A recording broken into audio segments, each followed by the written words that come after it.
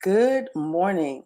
We are on today a little bit earlier than we typically would be, bringing teaching Tuesdays a little bit earlier today based on our schedules and calendar.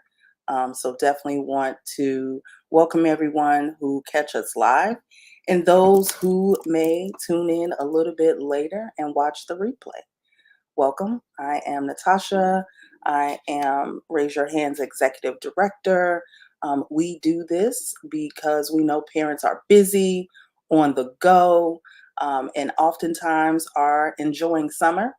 And while there might be a lot of emails in the inbox or other areas to be engaged around education, we want to just come into this space informally to share with parents what we know they care about, and that is a reflection of what parents and LSC members, community, youth, students share with us in other organizing spaces. So we bring this here to the virtual space. Kendra, I'll pass it over to you.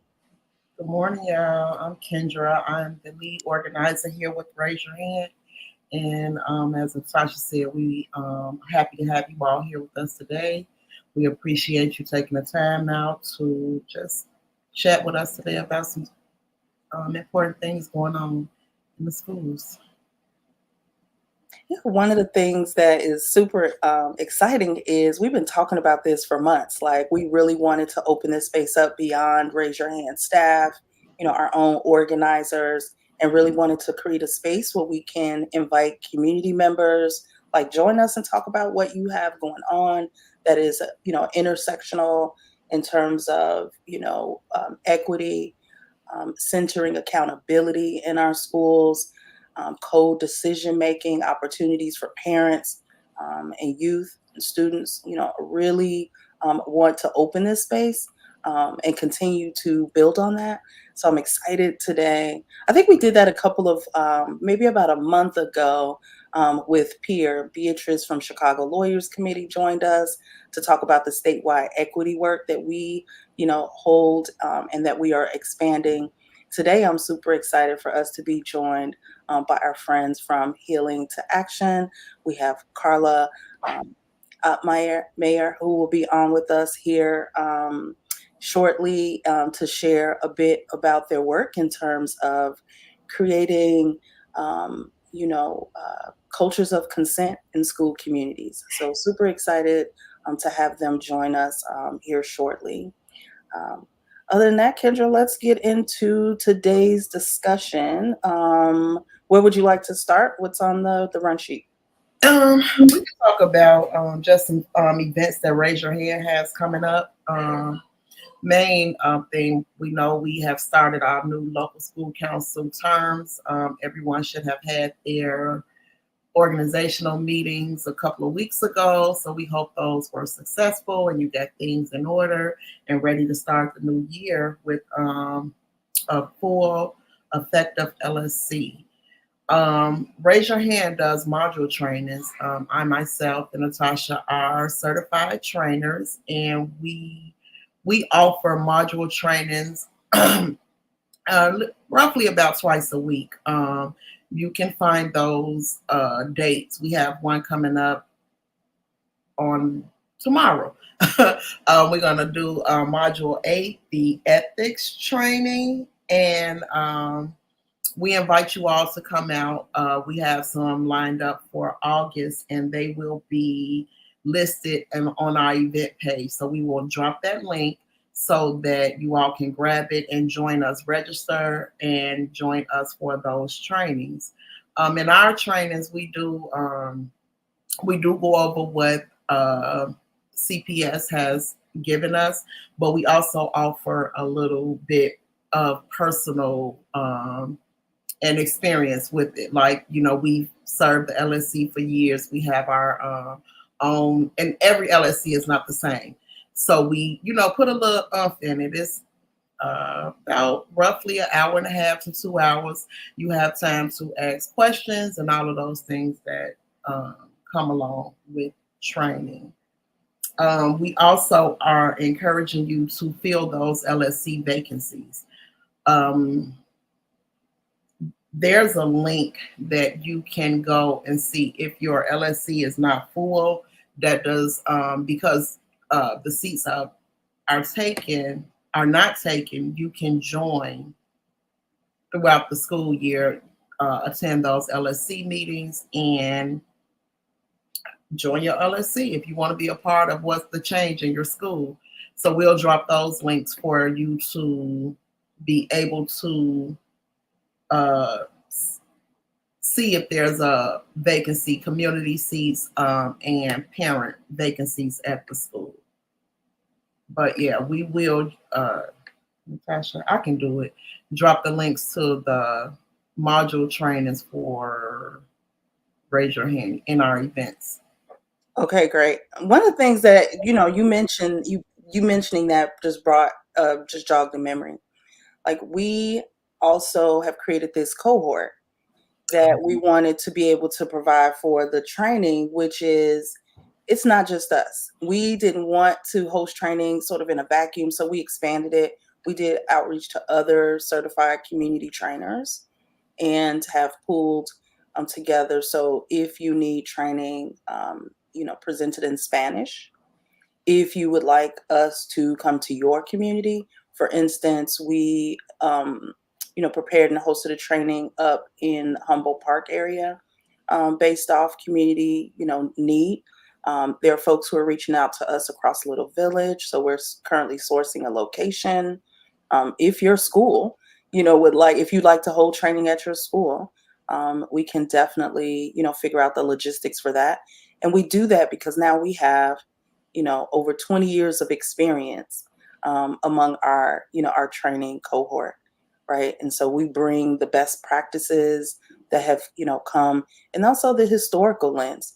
LSC empowerment is really being I won't say challenged, and this isn't an absolute for every school, but we do have LSC members reaching out to us saying, hey, we've been trying to, for example, approve our annual budget, and things are not going according to policy. How can we get support? Those types of supports are things that we've also been able to create in those training spaces, thanks um, to the support that we've had from like I said, that training cohort. Kendra, you going to drop something in the chat? I am. I'm Okay.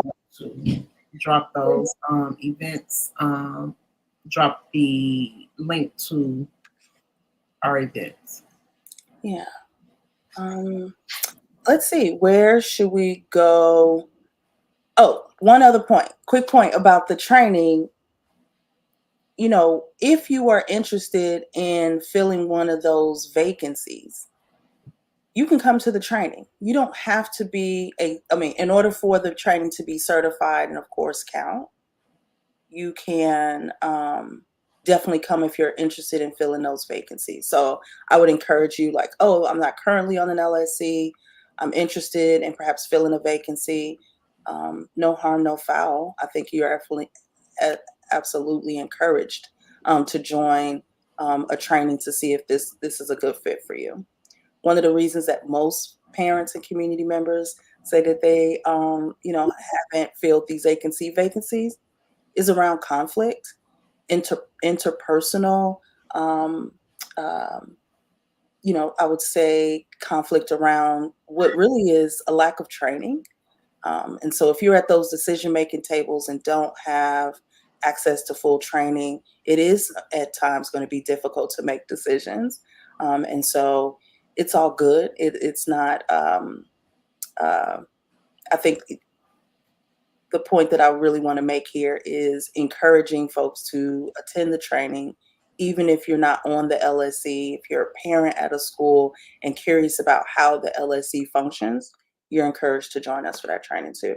Kendra, I went around the block on that point, but No, it's cool. It's cool. But yeah, that is a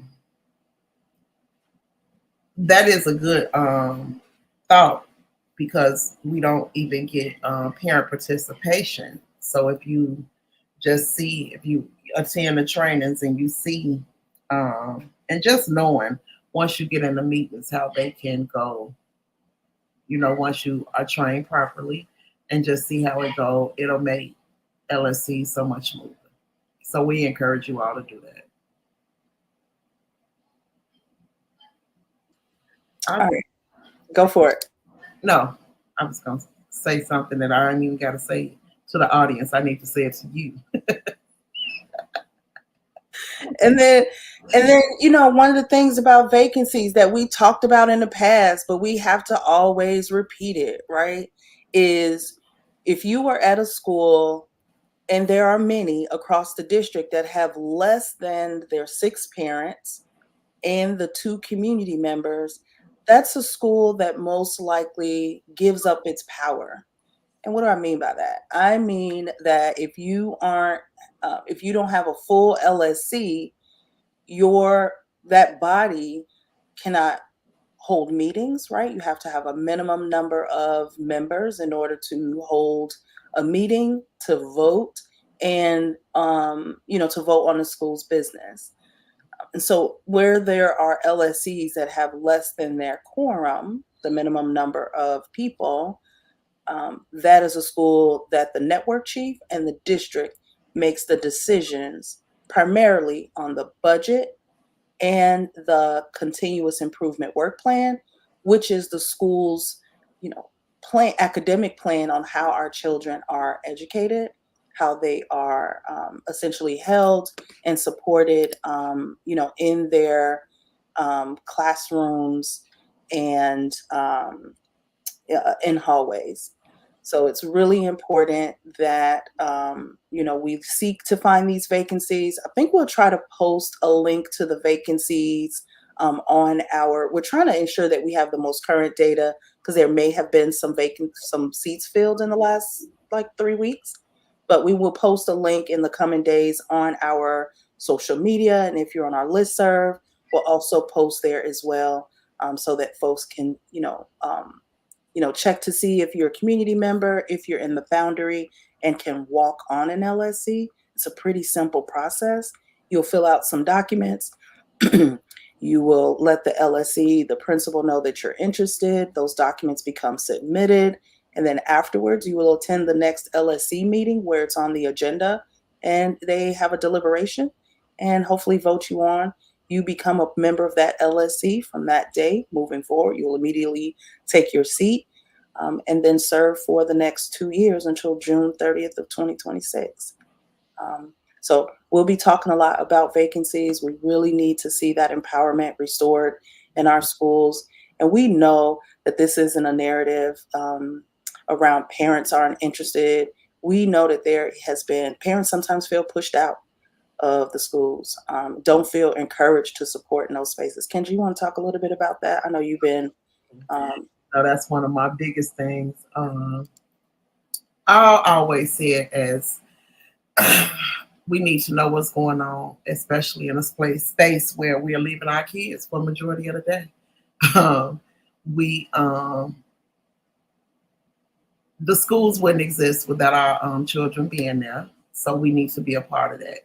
So I always say to my parents that we need to be a part of it. You don't even go to the meetings, go to the PAC meetings, go to the LSC meetings. You don't have to sit on the council to know what's going on and to be involved. Just go. I mean, we want you all to be on the LSC now. Don't get me wrong, but I do encourage parents to just attend the meetings and be a part of that. Yeah, and then from a community perspective, if you're a parent on an LSC, most times community members may not be tracking that there's a vacancy. Who in the community do you think can be an asset or a value for your LSC?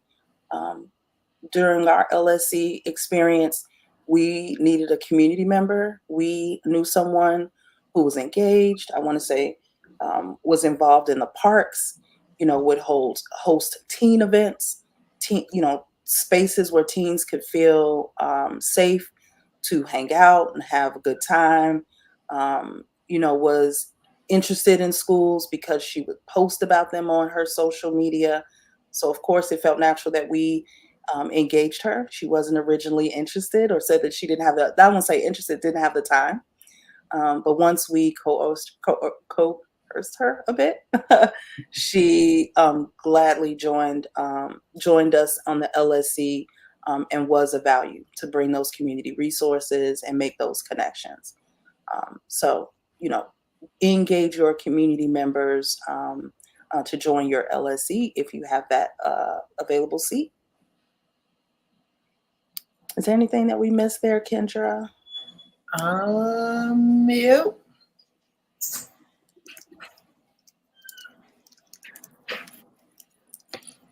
I was dropping the link in the chat, so I was just a little bit distracted. All right, let's see. What's coming up this week? This week, Thursday, is the CPS Board of Education meeting. The registration for that opens up today at 10:30. So if you are registering to speak or observe the meeting in person, that registration will be in just about 40 minutes, promptly at 10:30.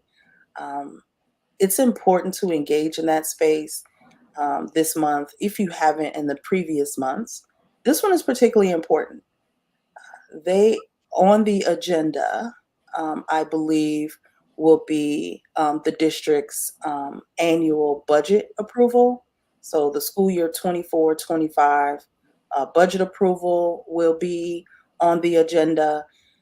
And based off previous district conversation, the whole school safety policy, that really goes into, I mean, we read through the policy together as a staff, but this is a policy that creates holistic whole school safety.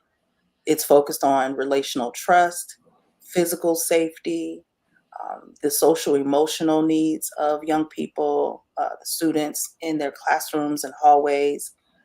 So it's exciting to see this policy come to fruition after 4 years, I would say a decade of work from youth-led organizing spaces, but specifically the last 4 years of a whole school safety process that schools and the district has, undergone, and that is a reflection of the youth-led Cops Out CPS movement, where in 2020 they really led a space where they centered their own voice and how they needed to create systems of care in their school and to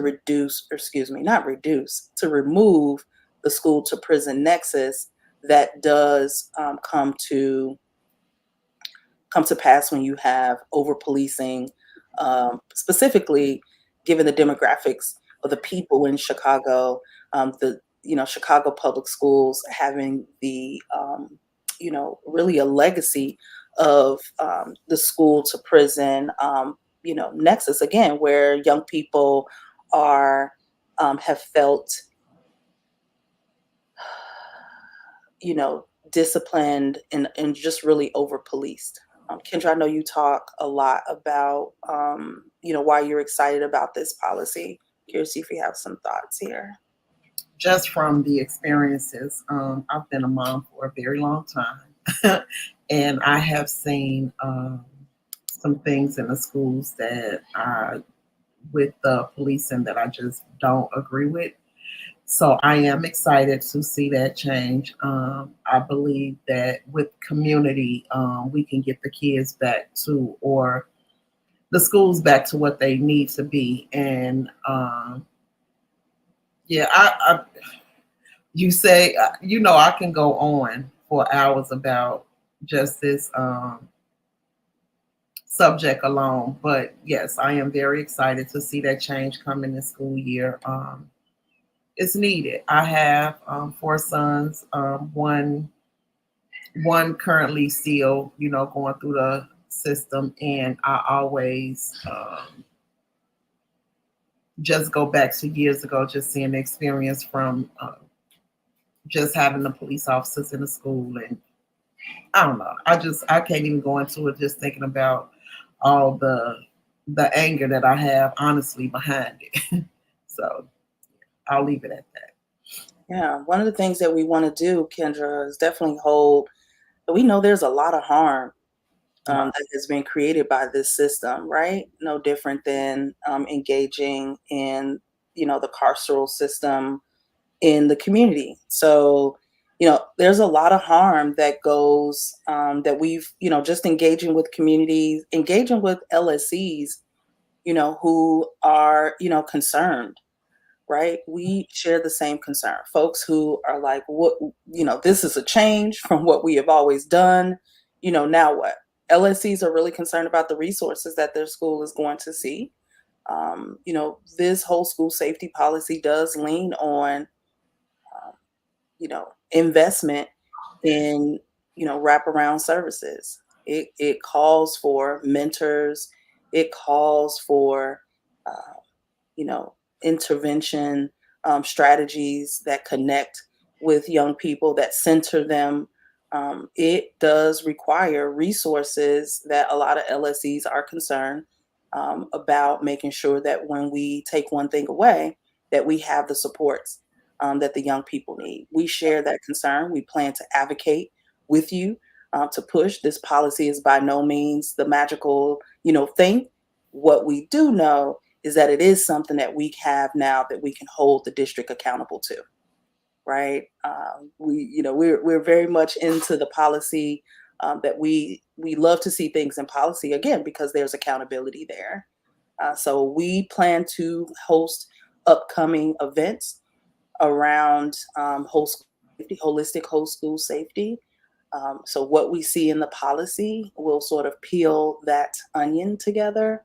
And again, what are the solutions? There's a lot of community-based, supports and answers to this. So, where there are best practices, we definitely want to bring those forward from a community space. Again, the district puts out the policy. I think we get to put meat on it in a myriad of ways, right? And so we definitely want to build that substance up with folks. So stay tuned to our events page where we'll, share out an opportunity for us to do that. We'll start out these conversations. It's a series, is what we're planning to have discussion around this.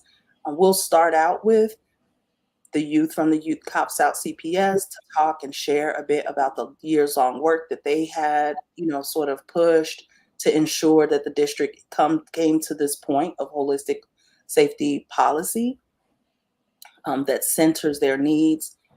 And we're also going to include the subcommittee. There was a committee, whole school safety committee, that was created by CPS, which is community-based organizations who held roundtables, who helped build out this policy. So we really wanted to make sure that we have them up. We're just trying to, sync calendars to get folks from the team to come on with us. So we'll do that both here on our Teach In Tuesdays and in traditional, meeting spaces. Would love to have those of you who are interested in whole school safety tap in.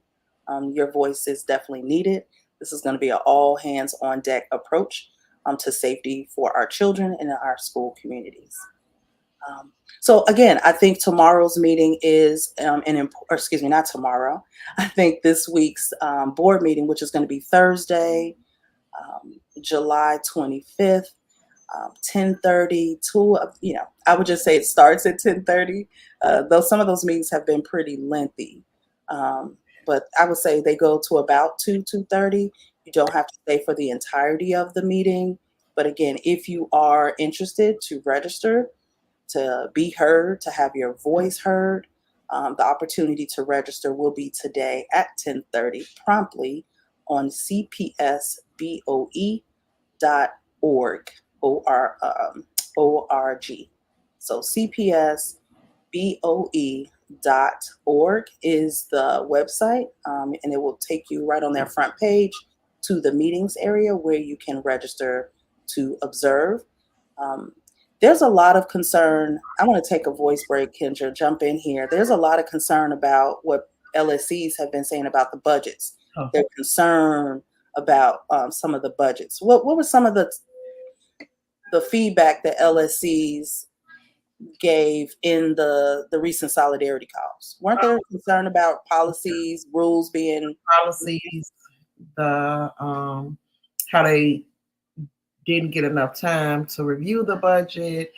The principals just going along with whatever was given. It was mainly about cuts, and a lot of the cuts are in fact affecting the diverse learners, and that is very unfortunate and unfair.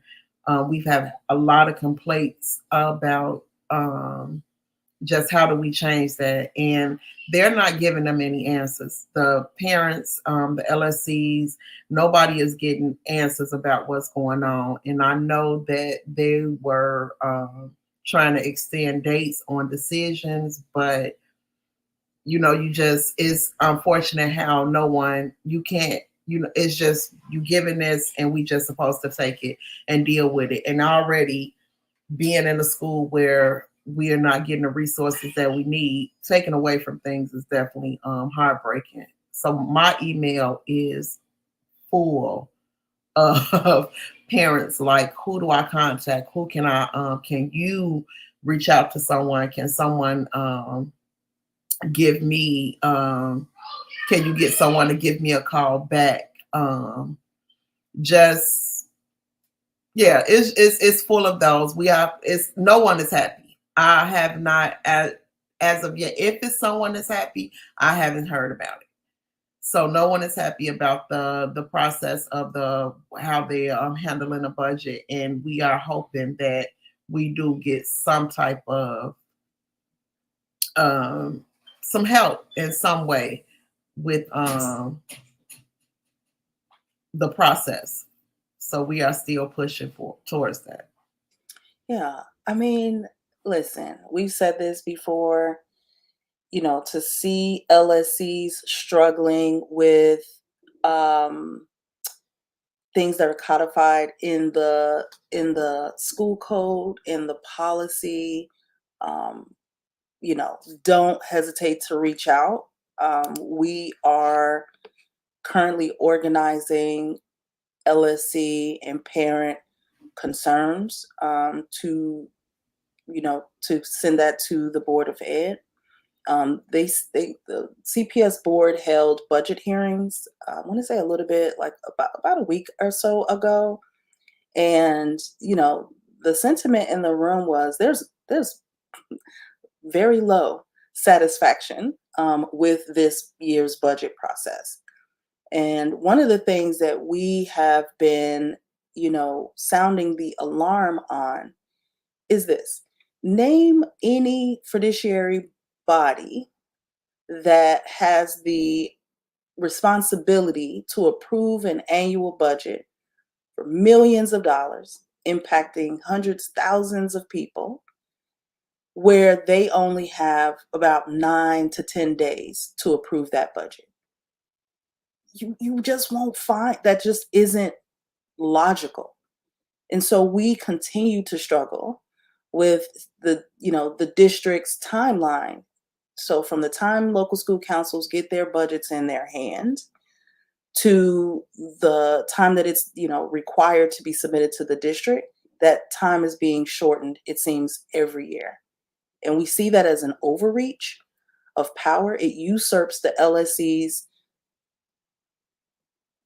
legally backed power to have you know community meetings, to hold school community spaces where they can go through their continuous improvement work plan, to figure out what are to see where the goals and the priorities for educating students are being ensured, that we are leaning into them. Are there opportunities? Are there growth areas?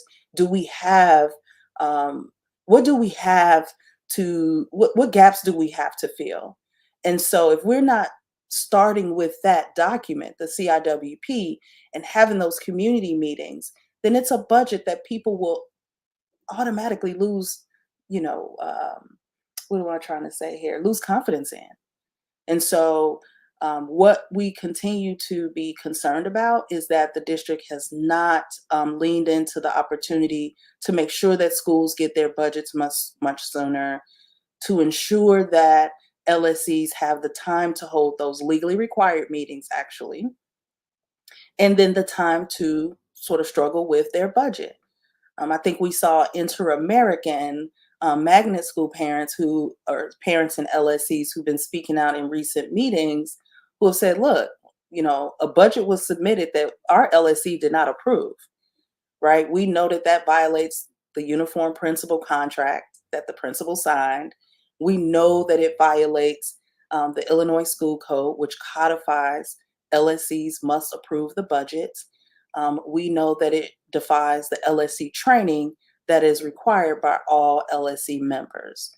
And so it's concerning that we are hearing that there's a lot of LSCs that did that, a lot more LSCs that did not approve their budget, did not have confidence in their budget.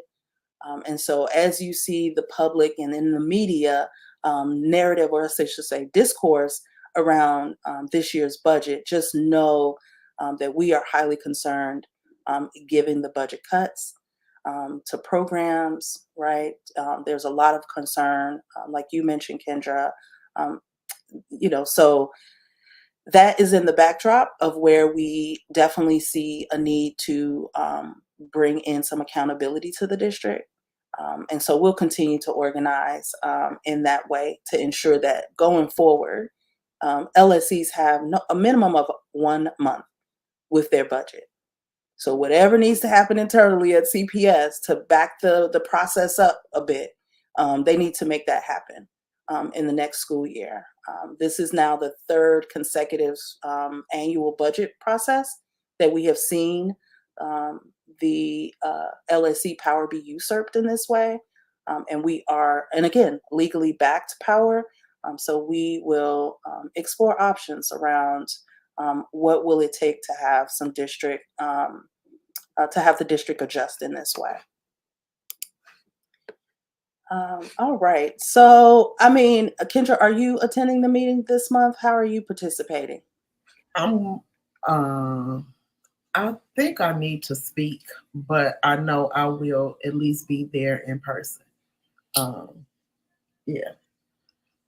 That's important. I mean, being there in person, that's where parents, that's where I met a lot of folks in the education space, quite honestly. Mhm. I remember so, one of the first engagements with Raise Your Hand was at a board meeting, speaking about the issues at our school. And at the time, it was, Joy and Jenny, who were on staff, who approached me and was like, hey, let us know how we can support you.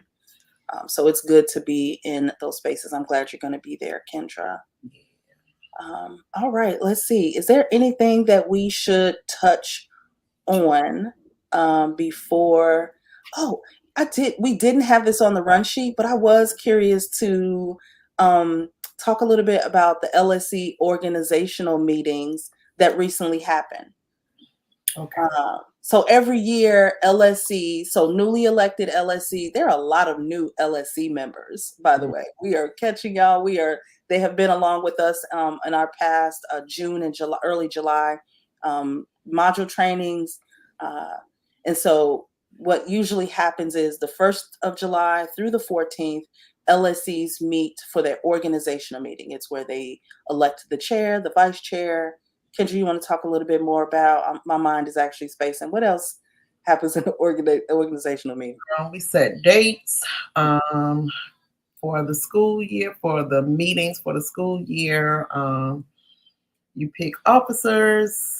You go over your bylaws, and more importantly, you get to know who you're going to be on this council with.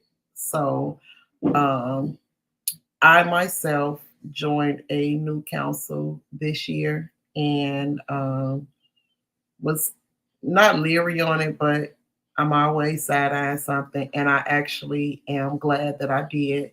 It's going to be a dope LSC council working together, and I was excited to, meet the parents and the community people. We have a full deck at the school I'm serving, and I'm excited about that. So, yeah, you do get to, meet your community, meet some of your parents, learn some behaviors of each other and how you're gonna work together. So, um, Yeah, that was the thing. The vibe that I get from the parents that we work with, that everyone, for the most part, had impactful and powerful organizational meetings. So they did happen.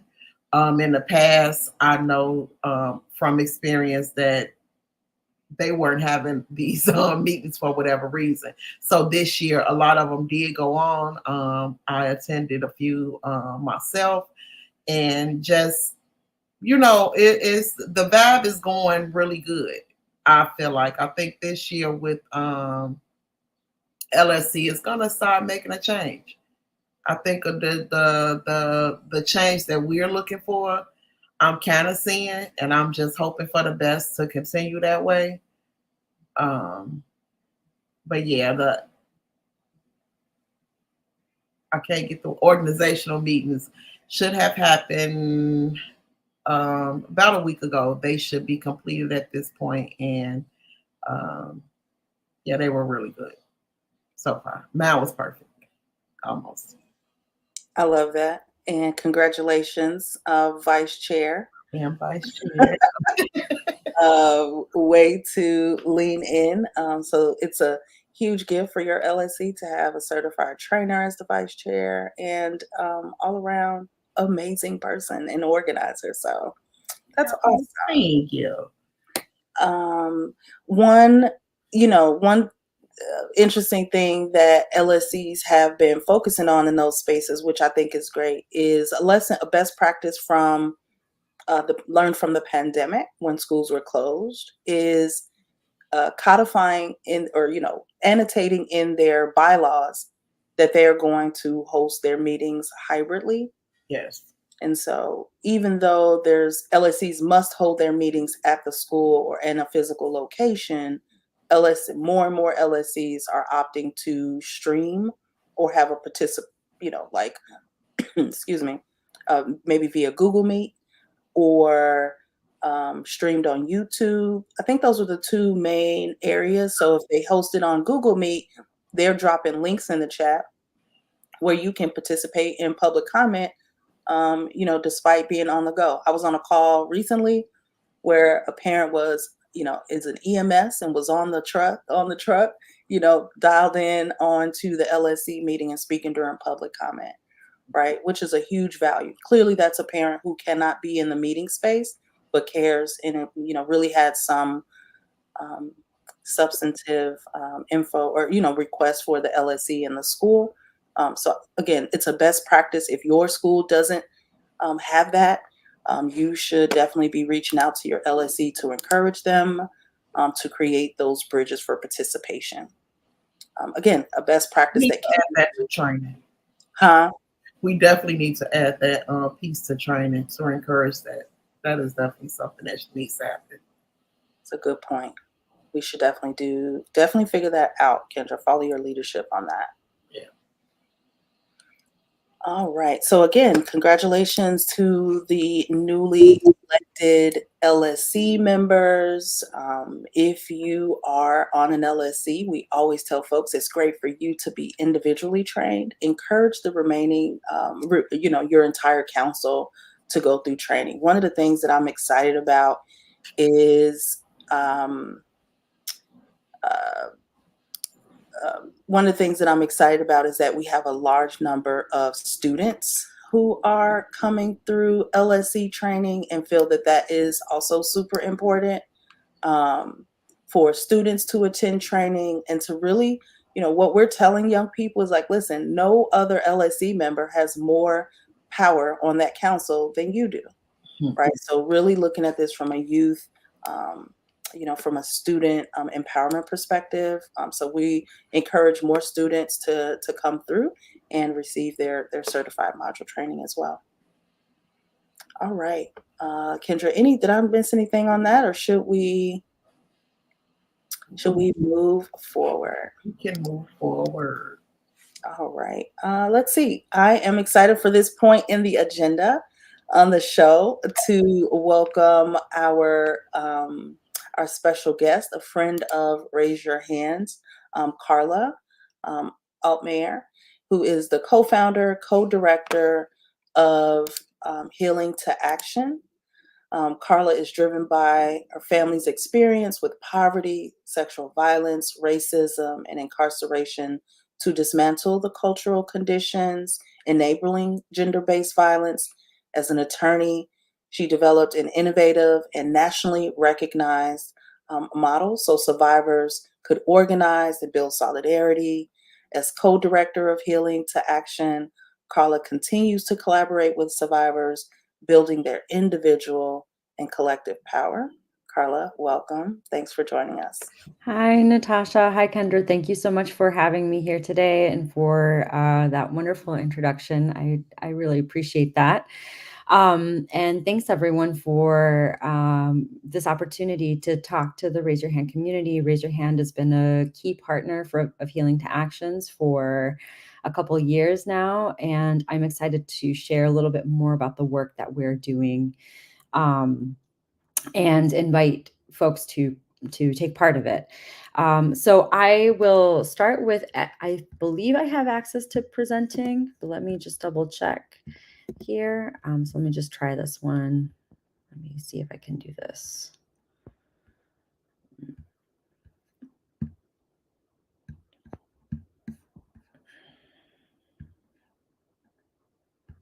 Okay, 1 second here. I'm sorry. This is a little bit, this tech is just a slightly different on how to share screen here. No problem. Okay, I think that's it. Okay. Can folks see? All right, let me see. Okay. Can folks see this? Okay, great. So what I'm here to talk to everybody today is about our Sex Ed Works campaign. But I'm going to first give just like a premise of who we are, of who Healing to Action is. So Healing to Action's mission is to end gender-based violence by building the leadership and collective power of the communities most impacted. We center survivors from low-income Black and Brown, immigrant, LGBTQ+, and disability communities. And the work of the Sex Ed Works campaign actually begins with the way how our survivor leaders learned about the concept of consent. So our survivor leaders learned about the concept of consent in our programming, and then they started to ask their children about their understanding of consent, and they were getting an interesting response, which was their kids didn't actually know about the concepts of consent. So I'm actually going to ask folks if you're able to participate, if you're able to comment. And I don't know how commenting, Natasha, how does commenting work here? Do people just put it in the chat? They do. They will put it in the chat. Yes. Okay. So I think one question I have here is, I want you to think back to your own experience of sexual health education. And I want you to think back to where did you learn about it, or where did you learn concepts related to sexual health education, and who did you learn it from? So maybe just take a minute to answer those questions.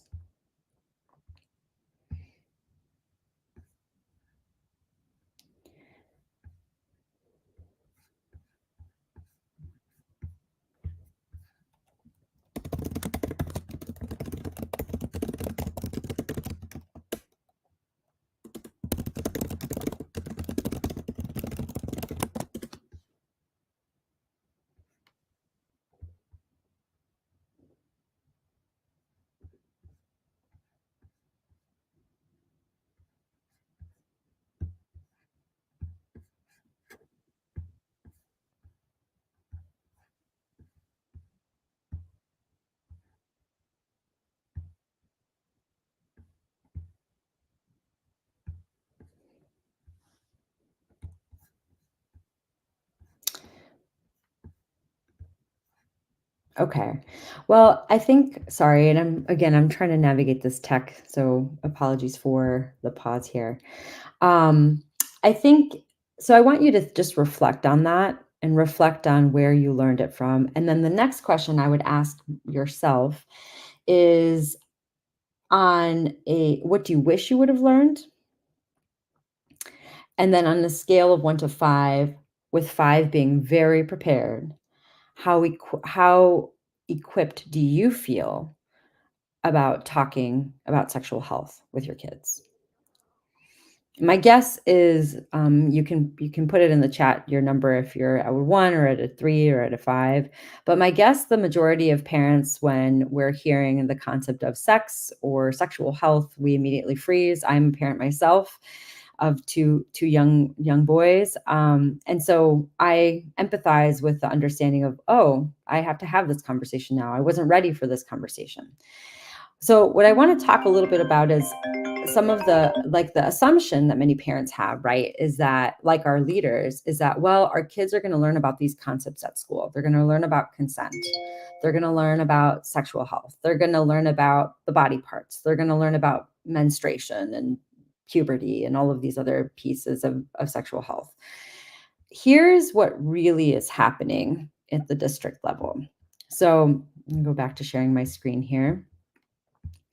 So in 2018, we pulled the data from the Healthy CPS survey, which is a volunteer survey that schools fill out to identify to name whether they've complied with the policy. And this is actually a mandatory policy that CPS has of implementing sexual health education across the district from K through 12.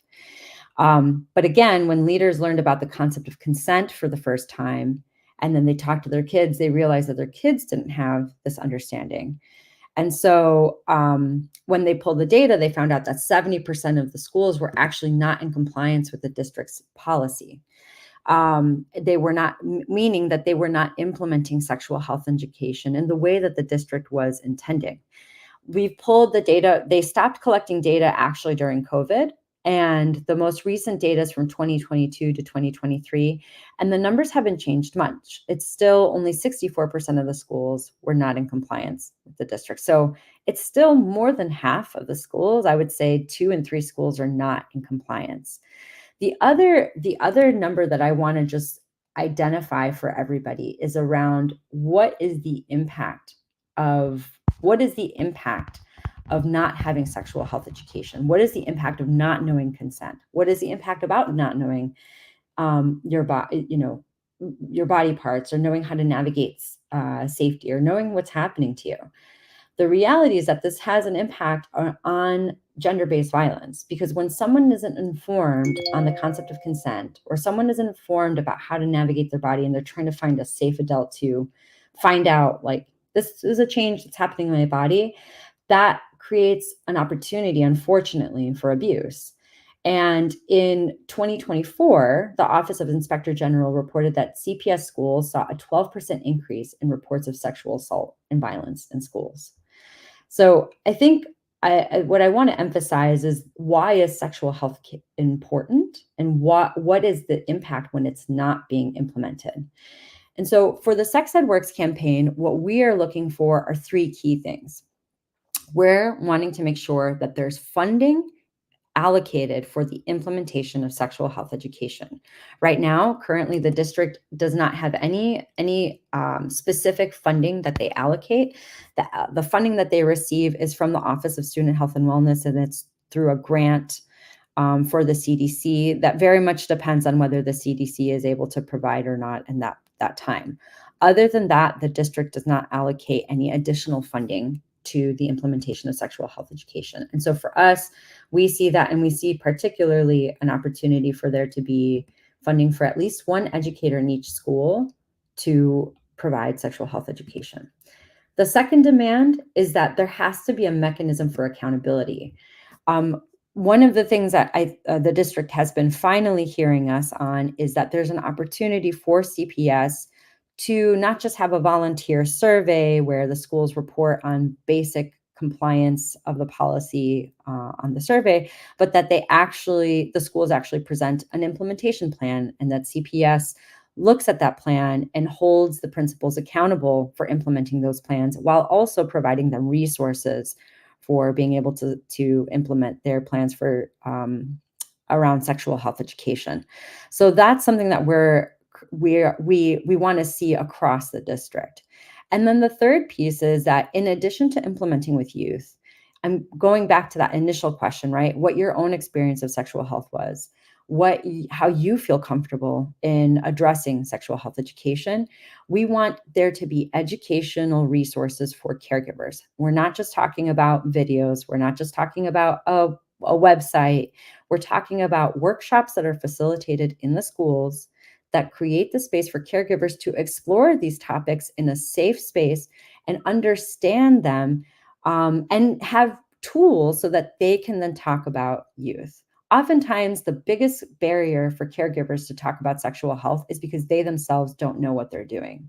They themselves, like me, feel completely surprised, completely, scared, because I myself may not feel comfortable.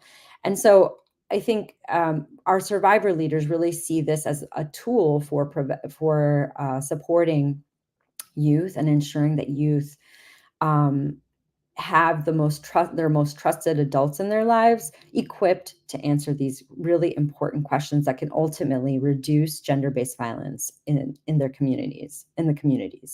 So Healing to Action is actually hosting a strategy call on July 31st at 12 p.m. from 12 to 1. And we are going to talk a little bit more about the Sex Ed Works campaign and talk a little bit about the strategy that we're employing to address this across the district, and provide the tools and a toolkit for caregivers participating so that they know what are the next steps that they can take to ensure that the implementation of sexual health education is happening at their schools, and so that caregivers could advocate to their local school councils, which Natasha was just talking about, and the local school council budgets, advocating for discretionary funds to be allocated towards caregiver education and support around sexual health education. So I have shared a link with everybody here. It's a sign up. It's a Google form link that you can sign up for. And that we will send you a registration information for July 31st. So that's next Wednesday, July 31st, from 12 to 1 p.m. Thank you all so much for the opportunity to be here with you all and presenting and talking a little bit about the Sex Ed Works campaign, and I hope you're able to join. Thank you so much, Karla. We plan to be in the space on the 31st as well. Super important work. Our collaboration in this way is really important. So we would love to continue to explore other opportunities because we know this is a huge need. Some of what we are, when we recently held our Bullying Know Your Rights workshop, as we talk to LSCs, we hear the need. And then, quite honestly, most recently, this came up during the opportunity to have a courageous and a brave conversation was sort of, reminded and brought up as we recently held a board candidate, those who are running for CPS board. There was some conversation or some comments that were made that really just reminds us that there needs to be stronger accountability around the policy. And then when things happen in the school spaces, right, we need more champions, so, and the LSCs have a huge opportunity to speak in this and lead in this way. So apologies for the background noise there. But yeah, so thank you so much for joining us. And so this is a series. So the one on the 31st, from 12 to 1, what do you all have some planning on, to the right of that? What can folks kind of expect after the 31st? Yeah, so after the 31st, we'll likely have more strategy sessions. We'll be sharing kind of what the district, what what demands we have made and where the district is moving. And so the opportunity will be to participate in another strategy session in the fall to, again, kind of talk a little bit about what our parents, maybe have they tried to talk to their principal? Have they talked to their LSE? And create that space for caregivers to say, yes, this has happened, or this is, these are the challenges that we're facing. So we really see this as an opportunity for interactive action, not just being, we want to build community. I think one thing that we've seen in our work is how it's important for caregivers to just talk with one another. CPS is not a system or structure that fosters community. So we have to build our own community, and that's really the invitation, is to, one, attempt to take action or develop an action plan, and then two, reconvening to follow up and get support on how is that looking, while updating about the work that we're doing at the district level.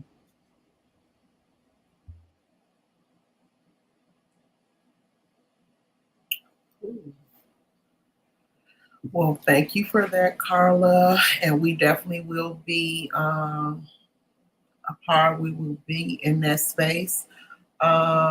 It's our time here. We have a hectic schedule today. We appreciate you all being with us. Again, on this Teach-In Tuesday, I want to say thank you again, Karla, for that info. We hope that it helps someone. And again, tune in with Raise Your Hand. Our events page should be dropped in the chat. You can reach us there. We have module trainings coming up. We have a module training tomorrow on ethics and future dates coming. So again, we have also dropped the link to for Karla event on July 31st. So tune in or register for that. I'm sorry. I'm just going all over the place. I'm steady getting emails popping out right on my screen. I'm sorry, y'all. But yeah, thank you all for coming out. This has been a great Teach-In Tuesday. We appreciate you. We appreciate Healing to Action for coming and speaking. And Natasha, thank you for always hosting our Teach-In Tuesdays. You all have a wonderful day. Bye-bye.